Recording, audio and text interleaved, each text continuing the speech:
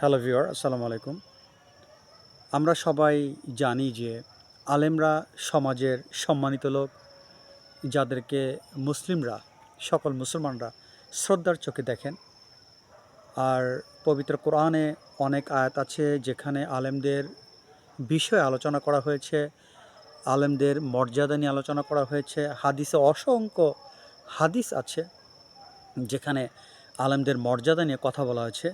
এমন এমন হাদিস আছে যেগুলো শুনলে আপনি অবাক হয়ে যাবেন এবং আপনার মন চাইবে যে জীবনে সবচেয়ে বড় ভুল কাজ করেছি একজন আলেম না হয়ে। যে আলেমের মর্যাদা এত উপরে আপনি ভাবতেই পারবেন না। তখন আপনি নিজেকে খুবই হেল্পলেস, অসহায় মনে করবেন এবং আপনি নিজেকে তখন আনফর্চুনেট মনে করবেন যে আলেম না হয়ে জীবনে কত বড় ভুল করেছি।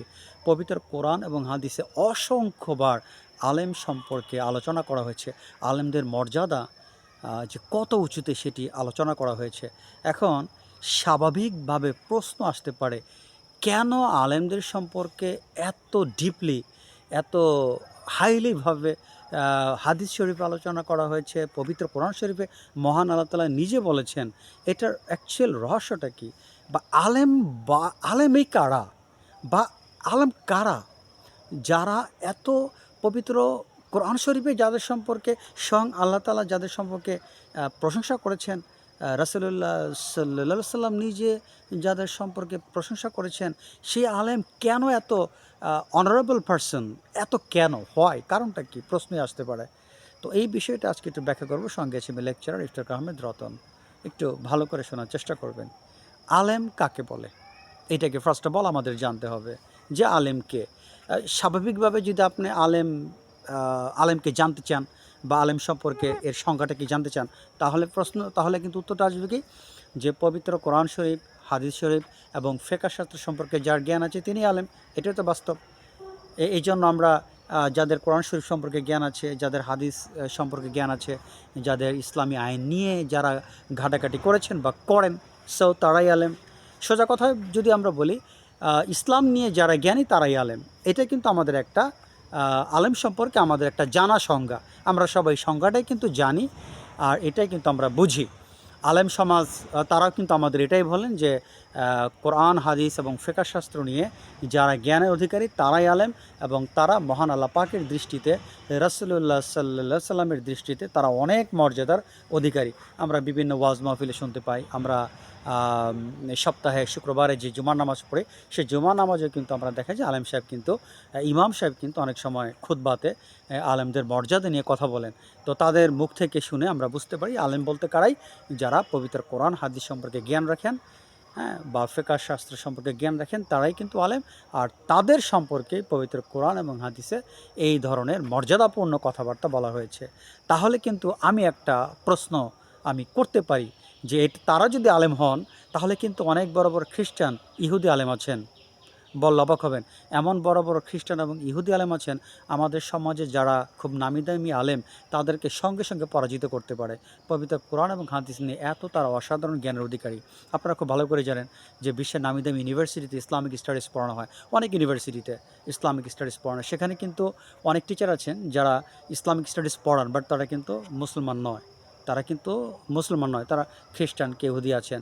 আবার এমন এমন ইউনিভার্সিটি আছে যেখান থেকে ইসলামিক স্টাডিজের উপরে ইসলামের গভীর জ্ঞান তারা অর্জন করেছেন, বা ইসলাম সম্পর্কে তারা ডক্টরেট ডিগ্রি অর্জন করেছেন, কিন্তু সে কোনো মুসলমান নয়, সে ইহুদি বা খ্রিস্টান বা অন্য ধর্মের হতে পারে। তাহলে তারাও তো আলেম। এটি তো আপনাকে স্বীকার করতেই হবে, আপনি তো রিফিউজ করতে পারছেন না। তাহলে তারাও কি সেই মহান আল্লাহ তাআলার প্রশংসার যোগ্য? তারাও কি রাসূলুল্লাহ সাল্লাল্লাহু সাল্লামের প্রশংসার যোগ্য? ব্যাপারটা কিন্তু সব ভুলিয়ে গেল। এটা আবার কি শুনলাম? বলতেই পারেন। তাহলে আলেম কে? হ্যাঁ, এই বিষয়ে কিন্তু বিখ্যাত বিখ্যাত ইমাম যারা ছিলেন, যারা প্রখ্যাত রিনাউন্ড ইসলামিক স্কলার যারা ছিলেন, তাদের মত অনুসারে শুধু জ্ঞান, ইসলামিক জ্ঞান থাকলেই সে কখনো আলেম হবে না। তাকে সে অনুযায়ী আমল করতে হবে। হ্যাঁ, এইবার মেইন জায়গাটা আসছে। তার মানে পবিত্র কোরআন হাদিস এবং ফিকহ শাস্ত্র সম্পর্কে জ্ঞান থাকা এবং সেই অনুযায়ী আমল করলেই সে ব্যক্তি আলেম হবে। আদারওয়াইজ শুধু জ্ঞান থাকলে সে আলেম হতে পারবে না। এই বিষয়ে কিন্তু অনেক বড় বড় আলেমরা এই কথাটা বলেছেন। তাহলে আমরা বুঝতে পারলাম আলেম বলতে কিন্তু বোঝায় জ্ঞান থাকা এবং সেই অনুযায়ী আমল করা। ব্যাস, এটা মোটামুটি একটা রিজনেবল একটা ডেফিনেশন, একটা গ্রহণযোগ্য একটা সংজ্ঞা বলা যেতে পারে। আচ্ছা, এখন কিন্তু আমি আলেম সম্পর্কে আলোচনা করব সুফি সম্প্রদায়ের দৃষ্টিকোণ থেকে। তারা আলেম বলতে কী বোঝাচ্ছেন। এখন আপনারা সম্পূর্ণ একটা ভিন্ন প্ল্যাটফর্মে চলে আসছেন। অবাক হয়ে যাবেন যে সুফিদের দৃষ্টিকোণ থেকে আলেম কারা। সুফিরা মনে করে, এই যে আমি এতক্ষণ যে আলোচনা করলাম, সুফিরা মনে করে এরা কেউই আলেম নয়। এখন আপনি বলতে পারেন এটা আবার কোন ধরনের পাগলামি বলতেই পারেন। হ্যাঁ, এটা হচ্ছে তাদের কথা। এই ধরনের আলেমের সম্পর্কে পবিত্র কোরআন বা হাদিসে আলোচনা করা হয়নি। আল্লাহ পাকের কি খেয়ে কাজ নেই?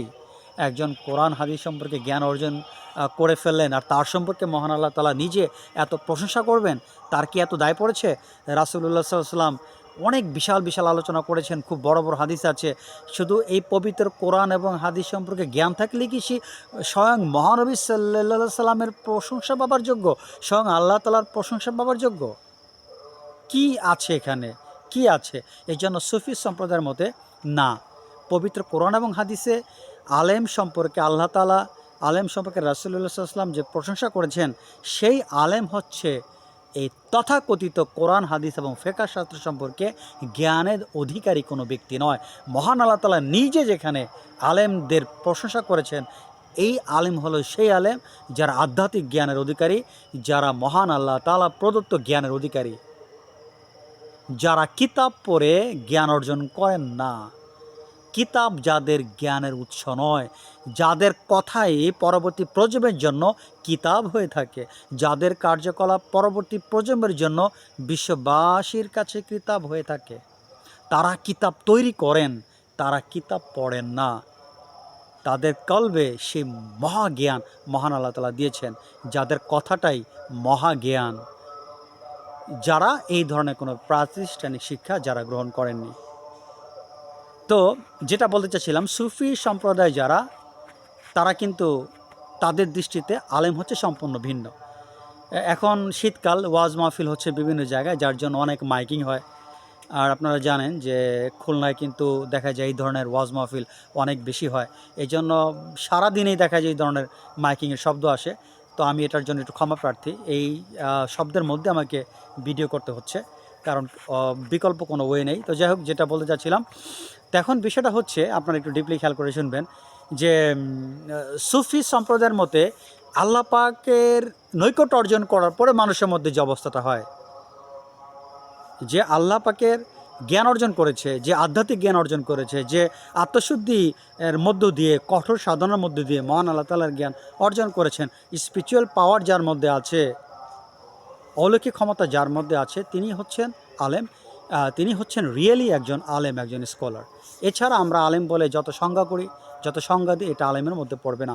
ওই ধরনের আধ্যাত্মিক জ্ঞান সম্পন্ন ব্যক্তিদের সম্পর্কেই মহান আল্লাহ তাআলা নিজে প্রশংসা করেছেন, এবং হাদিসে রাসূলুল্লাহ সাল্লাল্লাহু আলাইহি ওয়াসাল্লাম নিজে যাদের সম্পর্কে প্রশংসা করেছেন, তারা হচ্ছে সেই ধরনের আলেম যারা মহান আল্লাহ তাআলার নৈকট্য অর্জন করার পরে যাদের হৃদয়ে আল্লাহ তাআলা জ্ঞান দিয়েছেন, যারা কিতাব পড়ে কোনো জ্ঞান অর্জন করেননি, তারা এমন জ্ঞান অর্জন করেছেন যে মানুষ তাদের কাছ থেকে এসে জ্ঞান জানতে পেরেছে।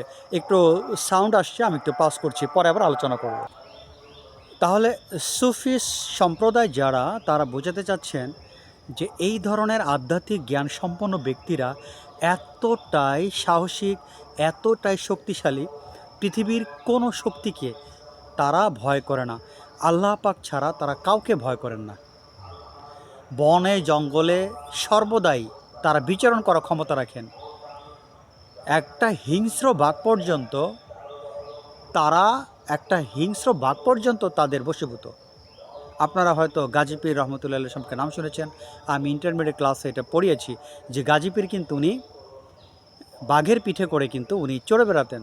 তো এই ধরনের যারা মহান পুরুষ ছিলেন, আধ্যাত্মিক সাধক ছিলেন, তাদেরকেই আলেম বলা হয়েছে পবিত্র কোরআন শরীফে।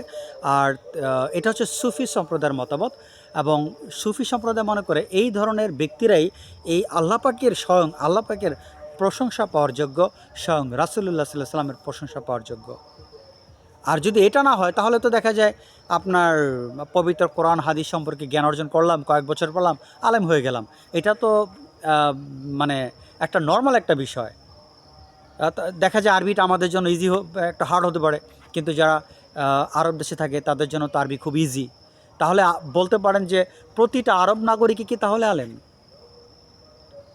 প্রতিটা আরব নাগরিক যাদের মাতৃভাষা আরবি, তাহলে দেখা যায় তারা তো সবাই কম বেশি কোরআন হাদিস সম্পর্কে জানেন। তাহলেও দেখা যায় 70% লোকই তাহলে কি আলেম হয়ে গেলেন? আপনারা এখন ভালো করে জানেন যে তাদের অবস্থাটা কেমন, তারা আলেম হয়েছেন, তাদের কালচারটা কেমন দেখেন, তারা কতটা দুনিয়া প্রেমিক দেখেন এবার। তাহলে তারা আলেম হয়ে তো তারা বড় বড় দুনিয়া প্রেমিক হয়ে যায়। কিন্তু সুফি সম্প্রদায়ের মতে না, এগুলো কেউই আলেম হবে না। আলেম হবে সেই ব্যক্তি যে ব্যক্তি মহান আল্লাহ তাআলার নৈকট্য অর্জন করে আধ্যাত্মিক জ্ঞান অর্জন করেছেন, যার মধ্যে বিন্দু পরিমাণ দুনিয়ার প্রতি ভালোবাসা নেই, আর যে হচ্ছে এক পরম পুরুষ,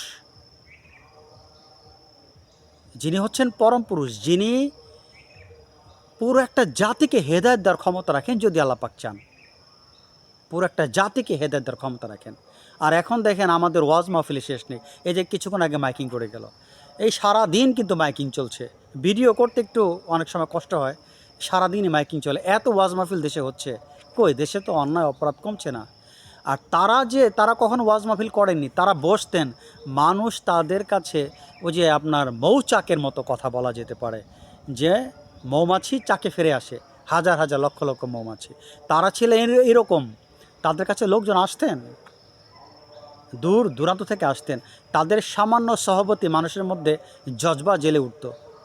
এবং দেখা যায় 5-6 বছর নামাজ কালাম পড়েও যেই ইয়েটা হয়নি, জজবা বা ইমানটা হয়নি, তাদের সাথে কিছু সময় কাটিয়ে কিন্তু সেই ইমানটা তৈরি হয়েছে।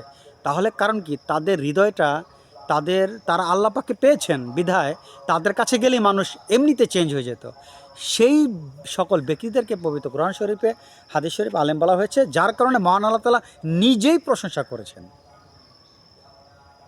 আর এখন অনেক আলেম দাবি করেন, না আমরা যেহেতু এই কোরআন হাদিসের জ্ঞান অর্জন করি আমরা আলেম। কিন্তু সুফি সম্প্রদায়ের মতে না, তারা কখনই আলেম হতে পারে না, কারণ আল্লাহ পাক নিজে প্রশংসা করেছেন। এটি কি চারটিখানি একটা বিষয়?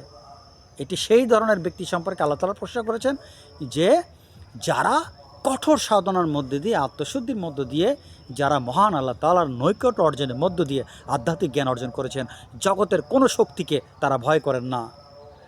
পুরো জগতের কোনো কিছু তাদের হৃদয়কে পরিবর্তন করতে পারে না।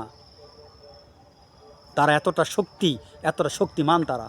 যেমন ধরেন একটা উদাহরণ বলি, আপনি সূর্য দেখেছেন জন্মের পর থেকেই। এখন যদি আপনাকে কেটে কেটে টুকরো করে ফেলা হয় যে বলবা তুমি সূর্য দেখো নাই, সূর্যের আলো দেখো নাই, আপনি মুখে বলবেন না না না আমি সূর্যের আলো দেখিনি, বাঁচার জন্য বলবেন, কিন্তু তখনও কিন্তু আপনার মন সাক্ষ্য দিবে, কিভাবে সম্ভব, জন্মের পর থেকে তো সূর্যের আলো দেখে আসলাম, কিভাবে এখন সেটাকে অস্বীকার করতে পারি। এই আধ্যাত্মিক জ্ঞান অর্জনকারী ব্যক্তির কাছে আল্লাহ হচ্ছে সেই রকম, তারা সব জায়গায় মহান আল্লাহ তাআলাকে দেখেন। জগতের কোনো কিছু তাদের মনের অবস্থাকে পরিবর্তন করতে পারে না। তারা যে চির আনন্দিত, এই আনন্দিত বিন্দু পরিমাণ কমে না, সর্বদা অপরিবর্তিত থাকে। তারা চির আনন্দময়, যে আনন্দ ব্যাখ্যা করার ভাষা পৃথিবীতে এখন পর্যন্ত আবিষ্কৃত হয়নি। যে আনন্দর, যেটা যে কী আনন্দ, এটা ব্যাখ্যা করার ভাষা আবিষ্কৃত হয়নি, এটা সম্ভাবনা। তার এক কথা বলেন, এটা যে কী আনন্দ, মহান আল্লাহ পাককে পাওয়া যে কী আনন্দ, এটার ভাষাই আবিষ্কার হয় নাই, এবং কিয়ামত পর্যন্ত এটার ভাষা আবিষ্কার হওয়া সম্ভব না। এই জন্য এই বিষয়ে তারা কিছু বলতে পারেন না, জাস্ট আকার ইঙ্গিতে বুঝিয়ে দেন। যাক, ভিডিওটা ছোটো করতে যাচ্ছি। তাহলে আমরা বুঝতে পারলাম যে অ্যাকচুয়ালি সুফি সম্প্রদায়ের মতে আলেম হচ্ছে যারা আধ্যাত্মিক জ্ঞানের অধিকারী, আর ইসলামী শরীয়তের ভাষায় আলেম হচ্ছেন তারা যারা পবিত্র কোরআন হাদিস সম্পর্কে জ্ঞান রাখেন এবং সে অনুযায়ী আমল করেন। শুধু জ্ঞান থাকলে কখনো আলেম হতে পারবেন না। ছোট পরিসরে আজকের ভিডিও এখানে শেষ করতে যাচ্ছি। আল্লাহ হাফেজ।